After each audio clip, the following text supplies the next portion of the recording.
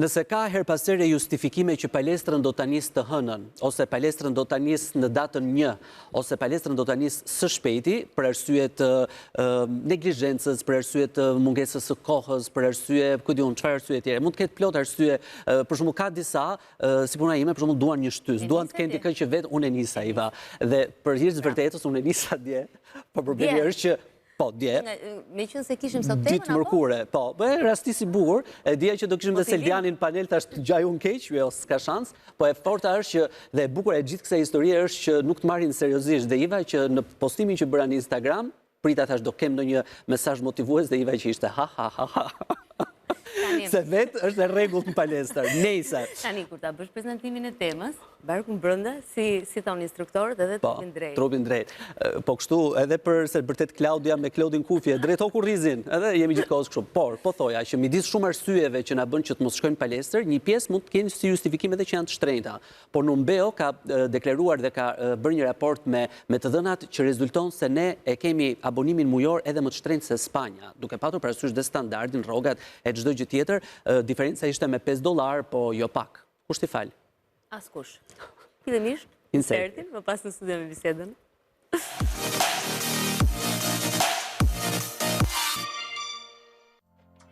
Një raport i fundit publikuar nga Numbeo tregon çmimet mujore të palestrave në disa qytete kryesore të Europës.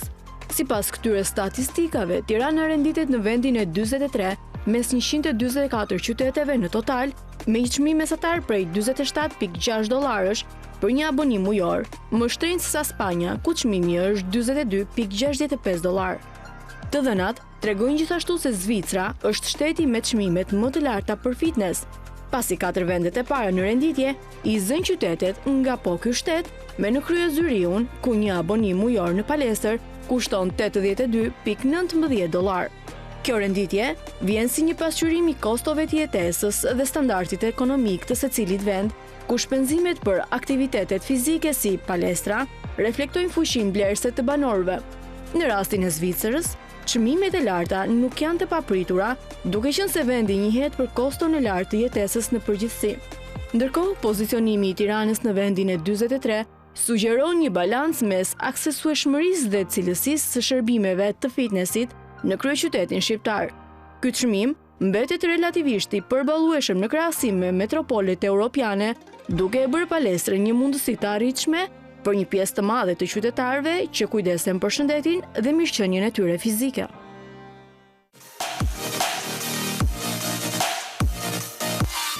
Ne kemi nisur ndërkohë diskutimin këtu në studio së bashku me të ftuarit që na janë bashkuar. Andres është shumë interesuar për të kuptuar se si zhvillohen ato orët në palestër dhe se sa duhet filloj edhe ti kryej ato ushtrime. Tash se do filloj prapë të bullizoj me foton që bëra sot kështu.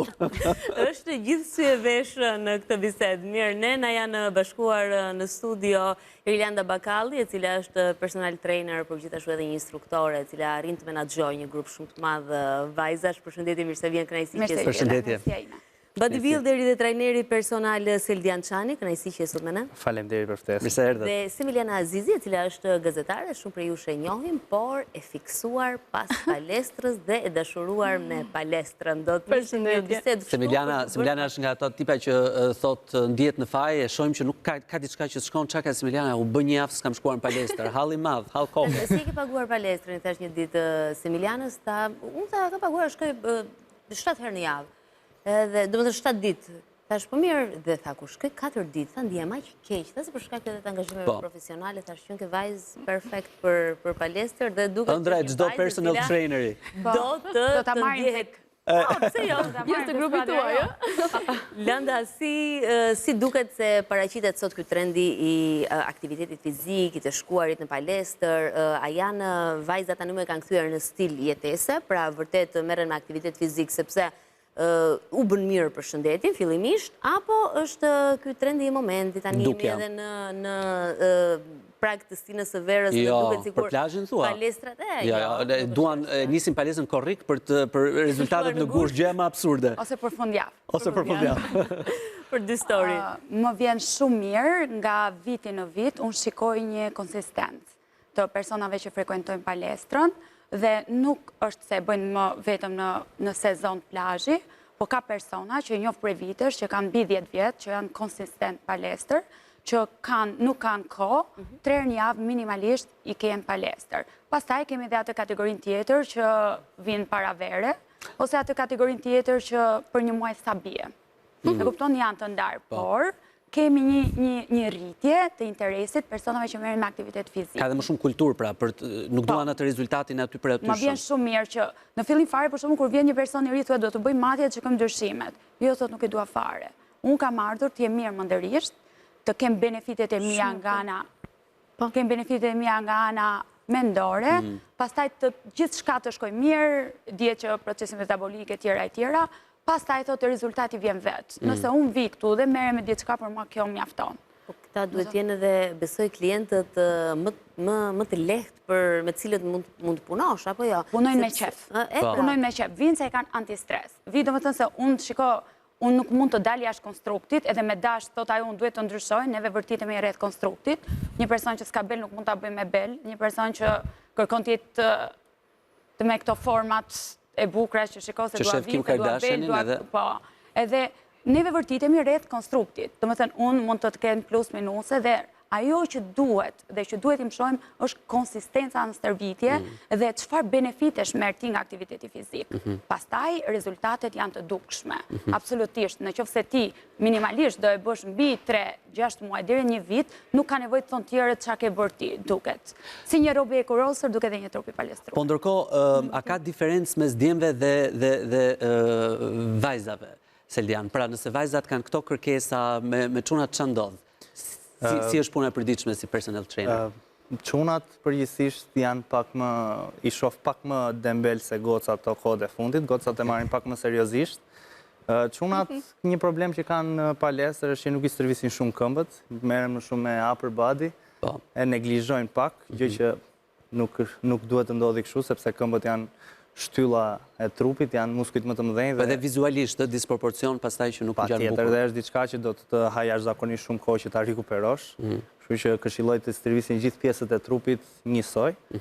Po shoh që janë shtuar goxha abonimet në palestra, njerëz goxha që e marrin seriozisht dhe duan ta çojnë deri në fund. Meqense e nisëm këtë argument edhe nga dënat që publikoi Numbeo dhe që kishin bënë pikërisht me shtrenjtinë e abonimeve.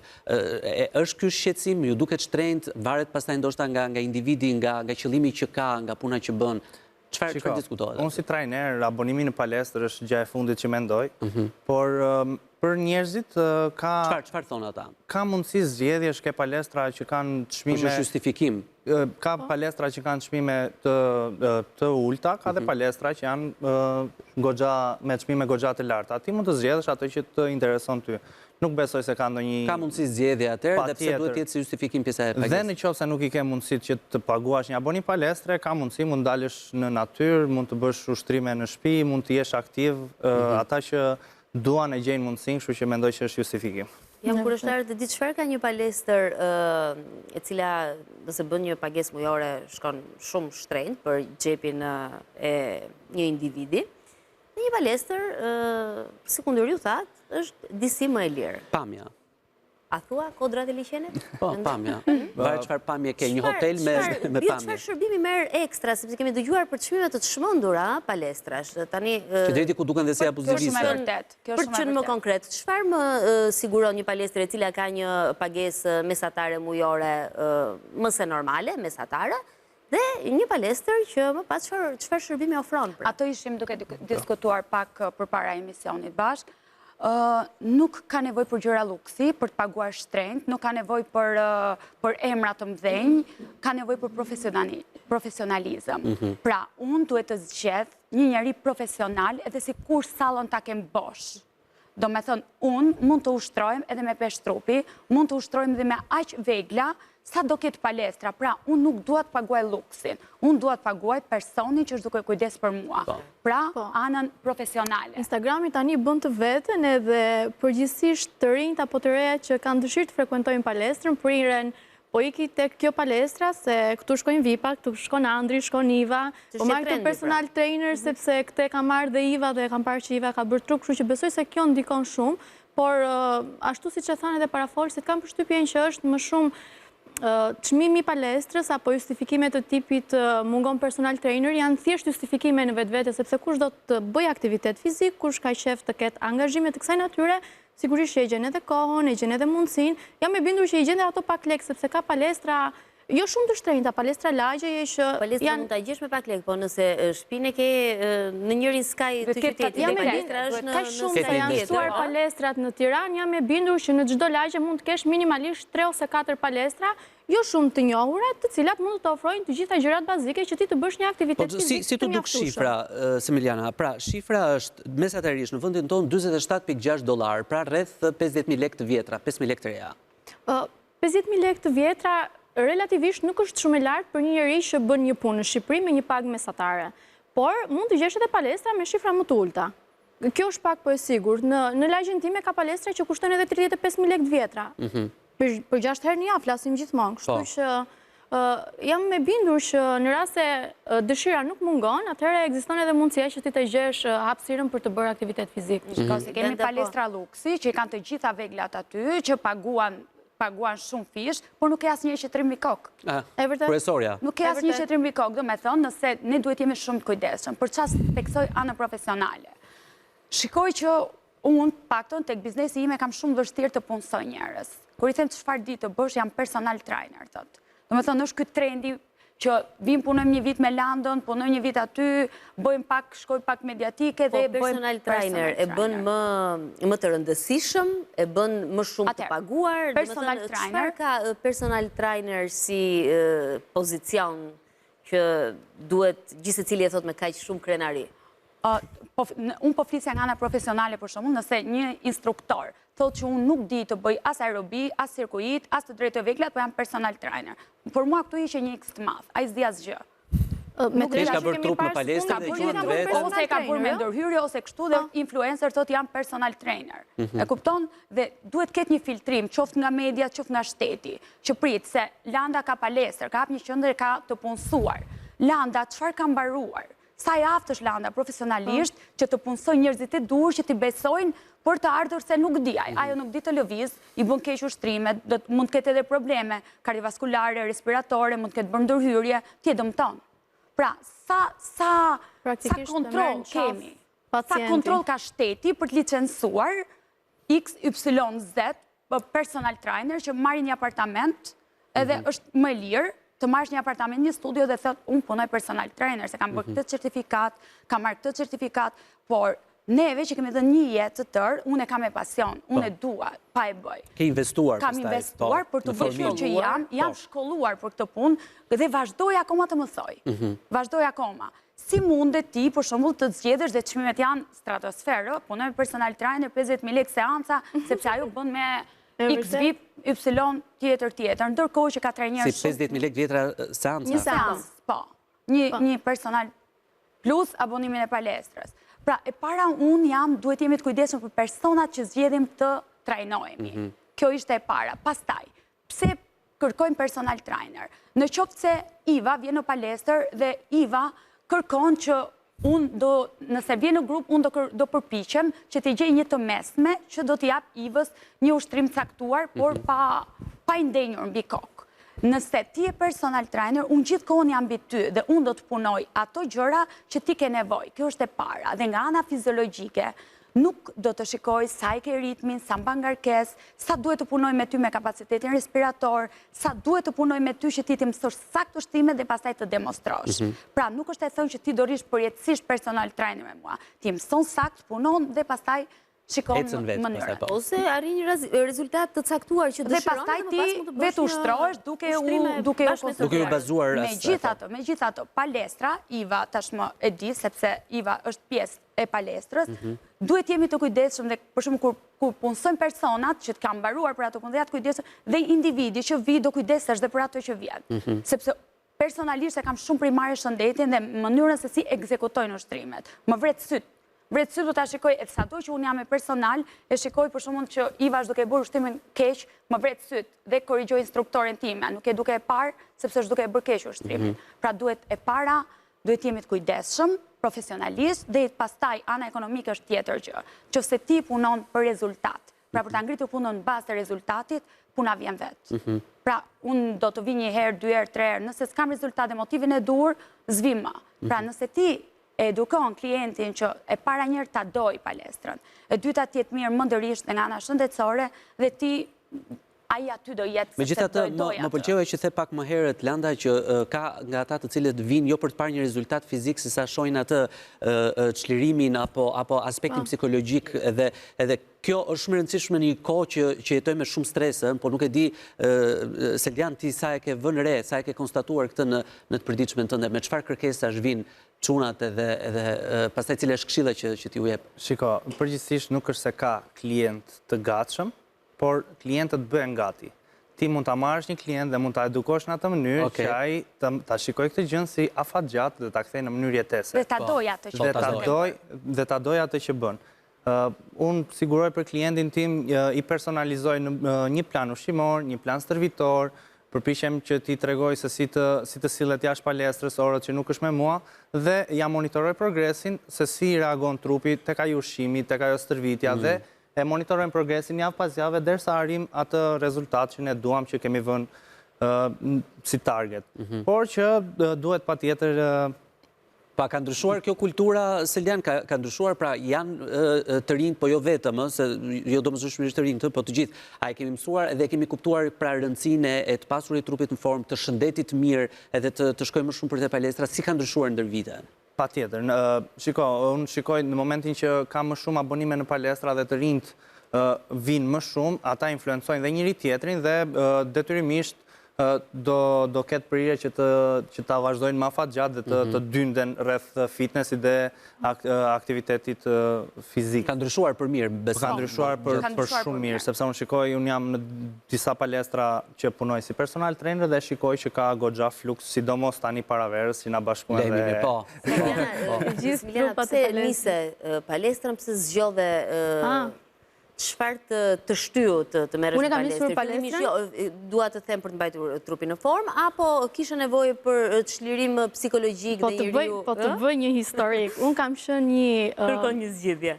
Që në adoleshencën edhe në rinin time të hershme, një person që s'ka pat fare lidhje me aktivitetin fizik. Dhe kam nisur palestrën në një periudhë time shumë të vështirë. Kur kam shkuar në palestër, isha... Vështirë emocionale? Po, të vështirë emocionale, psikologjike, edhe e parë si një hapësirë që do të më ndihmonte të kaloja të gjithë të periudhën e vështirë që po kaloja edhe po përjetoja. Edhe e parë palestrën si një hapësirë e cila do të më ndihmonte, por nga ana tjetër unë s'kisha lidhje fare me këtë lloj aktiviteti fizik, as nuk kisha streçe palestre, nuk kisha rroba për të veshur, përveç të tjerash. Dhe kur shkoj aty, të gjithë shifja goca të palestruara mirë, me format mira trupore, që i bënin shumë mirë ushtrimet, dhe unë isha një njeri që s'dija të bëja asnjë gjë. Edhe këtu ka qenë nisja, pastaj... Po kjo është shumë e bukur, këtu të ndalemi, se kjo më pëlqen shumë, sepse ka shumë njerëz që ndoshta stepen pikërisht për këtë gjë se ndihen inferior, edhe nuk shkojnë më, shkojnë një herë dhe nuk shkojnë më. Si e te kalove këtë? Jam ndjer shumë keq, po kjo është e brendshme, kam përshtypjen edhe gjithsecili punon me durimin edhe vendosmërinë e vetes. Para disa vitesh kur unë nisa palestrën për herë të parë dhe që s'dija fare se ç'bëj rreth saj, e kam detyruar veten të paktën muajin e parë që të shkoja forcërisht aty, derisa u mësova dhe e bëra pjesë të rutinës time. Tani e kam bërë aq shumë pjesë të rutinës time sa në rast se kur mungoj disa ditë në javë për shkak të angazhimeve profesionale, ndihem në faj dhe them se Smiljana, po si nuk gjete një orë kohë për veten tënde që të shkoja aty dhe të konvertoje të gjithë këtë energji negative, stresin, lodhjen e punës dhe jo vetëm në energji pozitive. Se kam përshtypjen, kjo është ajo gjëja që ndikon tani dhe i mban njerëzit të lidhur dhe i bën të fiksuar pas palestrës. Pra, për te formave fizike që benefitet patjetër që do të vinë në rast se ti punon në mënyrë konstante dhe në rast se ti ke një po, në mënyrë të rregullt, edhe në rast se ti ke një dietë ushqimore të balancuar dhe të mirë, por ajo se çfarë i mban njerëzit lidhur kanë përshtypjen me palestrën është fakti që energjia bëhet shumë të ndryshon dhe ti ke më shumë vetbesim, ke energji më të mirë, pra mund të futesh e lodhur dhe mund të dalësh nga palestra shumë e lumtur. Unë për shembull e kam bërë palestrën në një periudhë që bëja 2 punë, të dyja full time dhe gjeja kohë në orën 7 me 8 të mëngjesit që të bëja minimalisht 1 orë palestër. Kështu që kanë them që kush ka dëshirë mund ta... Kam një rast konkret, është punon personal trainer, pa përmendur fare emra, dhe më shkruajti unë në janar ta do vi tek palestra dhe dua trajnim personal. Në orën 5 mbasdite, 3 herë në javë, u vendosëm oraret, muajin e parë dhe tha muajin e dytë, shiko se kam shumë ngarkesë në punë, a mund ta kalojmë herët në mëngjes palestrën? Thash që, shiko, persona që vinë herët në mëngjes palestër, duhet ta duan.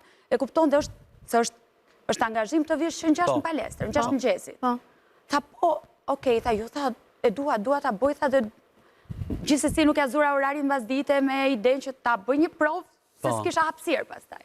E provoj një javë dhe është muaj i tretë, që më vjen që në 5:40 tek palestra. Wow. Dhe përveç anës që e bën të ndihet mirë, po e nis ditën me pozitivitet. Energji. Pra, neve si trajner duhet dhe ta bëjmë personin të ndihet mirë dhe ta doj atë që bën. E kupton, këtë ka personal trainer ose të qoftë edhe një trajner i thjeshtë. Do të thonë, ta bësh tjetrin që ta doj atë që bën, përveç anës fizike edhe benefiteve që merr nga palestra, po ta bëj me qef. Ato 5 ushtrime, 6 ushtrime sa bën. Sa të nisi, se pastaj hyqe vetë dhe... Futet vetë një gjake dhe ti kërkon ta bësh bashkëpunim. Një gjë tjetër që duhet i them shumë vetave, për shembull që ti ke nisur palestrën, ti thua unë nuk do shkoj sot në palestër. Duhet jemi konsistent. Sikur ti e ke ditën për të shkuar në palestër nuk ndjehesh mirë. Nuk do jesh 100%, që mjafton edhe 10%. Por ti do shkosh në palestër. Mjafton të shkosh, e vërtet. I motivuar, nuk je për ditë. Ti do shkosh dhe motivimi bësh shkon dhe vjen, është disiplina që të mban. Edhe kur sheh rezultat, pastaj nxitesh akoma dhe më shumë. Patjetër. Është maraton, nuk është një sprint, edhe për sa i përket pjesës që tha Semiliana që mund të ndihesh në siklet sepse ka njerëz të stërvitur, absolutisht gjithë njerëzit janë të stërvitur, të formuar, të disiplinuar dhe kanë realizuar atë trupin e tyre.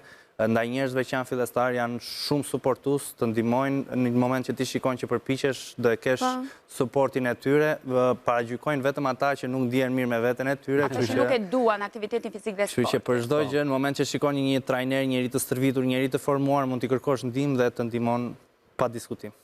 Po, krijohet edhe bëhet edhe një grup shumë i mirë edhe shumë mësor. Krijon atë komunitetin aty në palestër që ti gjen njerëz puna në grup. Do të them mos të mësojmë shumë vetëm personal trainer. E kupton, është kosto më e madhe, sigurisht që merr rezultate dhe trajnerin e ke gjithkohon me po ti bashkëveprimi me grupin, mënyra se ti stërvitesh me grupin të tërheq. Dakor, ne bëjmë një cirkuit, një formë ushtrimesh, bëjmë kopushimi, bashkëpunojmë me njëra tjetrën për të arritur. E kur shikoj që Iva i bëri 12 herë këtë. Ti nxitesh të bësh, do ta bëj edhe unë. Edhe unë vetë, kur zgjedh një konkurrencë e bukur, po themi. Kur zgjedh ditën time për të stërvitur fort, me pesha zgjedh një personal që unë kam vite që punoj dhe punoj me të, se motivohem. Pra, edhe mua, përveç se më shtyn të punoj, po ecim, punojmë. Ngritëm sot kaq, nese provojmë çik më shumë. Po instruktori në këtë rast si stërvitet vetë, një pyetje të fundit për ta mbyllur, apo mjafton duke bërë ushtrimet që personalisht unë nëse nuk stërvitem vetë nuk jam mirë të stërvis të tjerët. Pra stërvitesh në mënyrë personale, pa të tjerë. Unë ditën e hënë stërvitem me grupin, në orën 7 e dua ta bëj ato me grupin se m'jep një adrenalin që s'e marr me asnjë vend tjetër. Dua të kem atë feedbackun që kur i shërbej tjerëve marr edhe unë, e dua atë.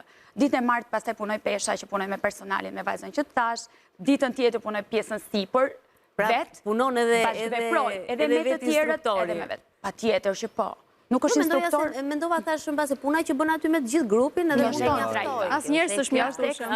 Jo, si bodybuilder të duhet akoma më shumë punë, të duhet shumë fish. Duhet të jesh gjithkohës në kontakt me progresin, në kontakt. Unë për vete që bëj bodybuilding jam gjatë gjithkohës në kontakt me peshat e rënda. Unë kam një grup shoqëror që janë dhe ata bodybuildera, mes tyre është dhe trajneri i ton. Dhe stërvitemi çdo ditë 1 me 2:30 diçka e tillë dhe kemi si orar, nuk shkruajmë fare, dim në orën 1 jemi te palestra. Që na erdhe sot në listë. Është të njëjtën dhe dielën janë pushim, kështu që rastisht.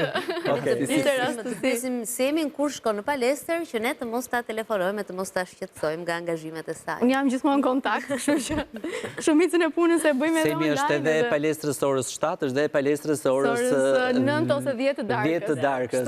Semi çfarë teve, Semi jam palestër të marr pastaj 10 darkës. Po, Andri ka ndodhur. Po, prandaj e di me siguri orën 10, se më ndonjë njerëz që jetojnë bashkë. Faleminderit shumë. Edhe për mesazhet shumë të rëndësishme që përcollën. Edhe për energjinë. Absolutisht. S'kishte si do të ndryshoj. Do të kalojmë në linjën për regjinë, më pas kthehemi në studio.